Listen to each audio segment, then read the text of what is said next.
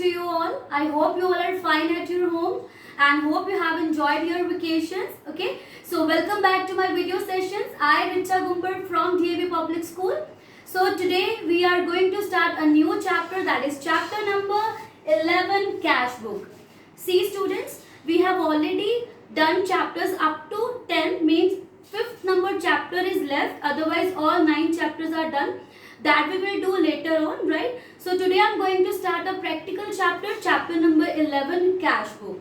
So firstly I just want to tell you why a cash book is to be maintained. See students, in a big organization, it is not possible to record all the transactions in journal, right? Because a lot of transactions will be there otherwise. So this is like inconvenient to record all the transactions at a single place.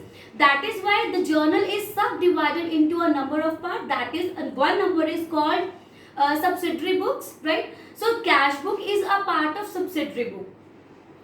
One more thing I want to tell you, that cash book is also called a principal book. Why students? See, when a cash book is to be maintained, then there is no need to maintain journal. The transactions are directly transferred to cash book. As you all know that, as the name suggests, that cash book means all the transactions that are related to cash only.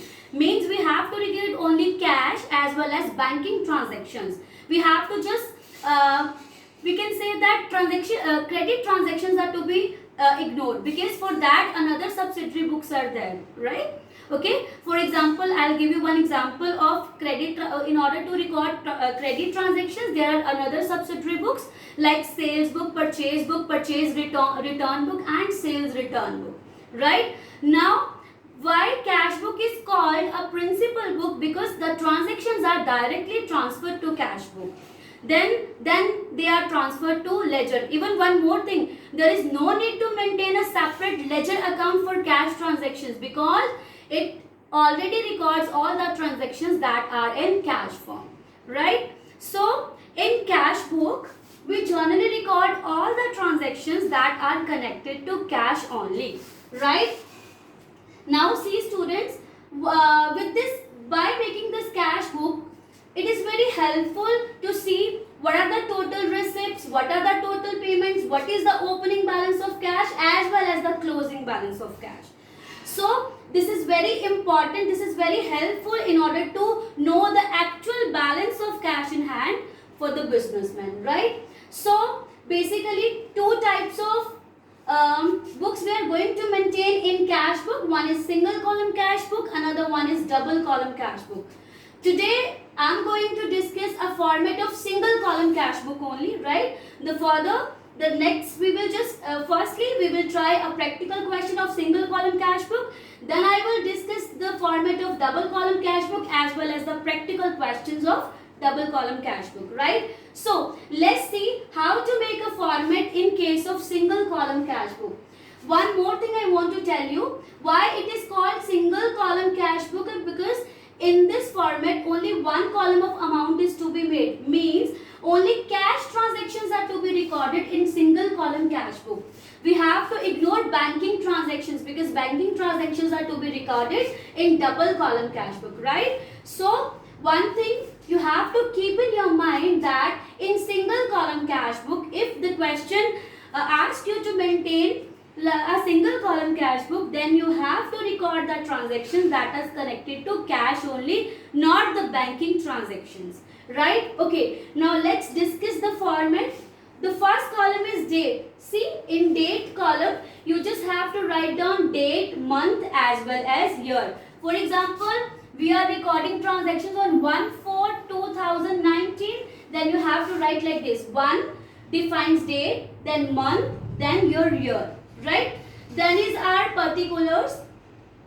See students, in particular you have to write down the transaction, right, for which you are receiving cash or you are paying cash, right? Then is voucher number. You all know that we have already discussed vouchers in chapter number 8, that is source document. So this is the supporting document that provides the evidence that actually that payment has been received or paid, right?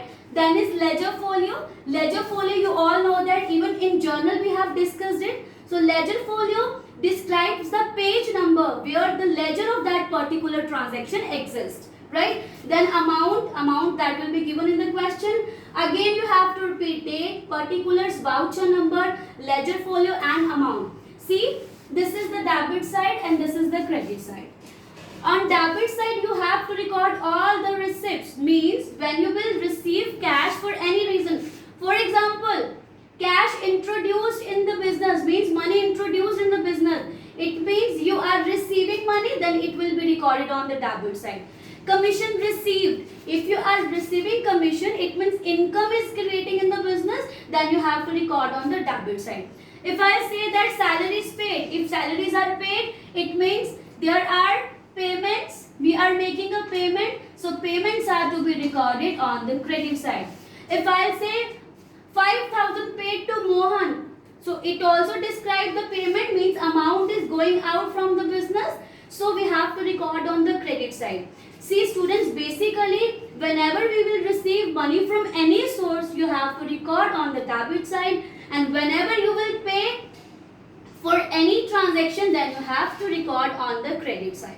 So this is how you have to record all the transactions.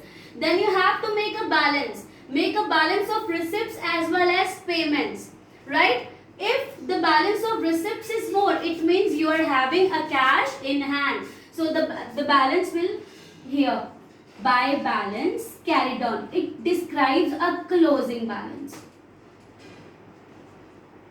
right? This cash book will be started with a balance that is called opening balance, that is to balance brought down. So you have to start this cash book with a opening balance and you have to end it or conclude it with the closing balance. So make a total of receipt side and make a total of payment side, make a balance. If the receipt side is greater than the payment side, it means you are having a positive balance, means you are having cash in hand. If the payment side is greater than the receipt side, it means we have to make balance, means we are having a negative balance in hand, means outflow is more than inflows, right student? So this is how we have to maintain a single column cash book. In my next video I will discuss a practical question of single column cash book, then we will discuss double column cash book, right? So please practice it, revise the format very carefully, because we have to do all the practical questions according to this format only. Thank you so much. Be safe, be happy.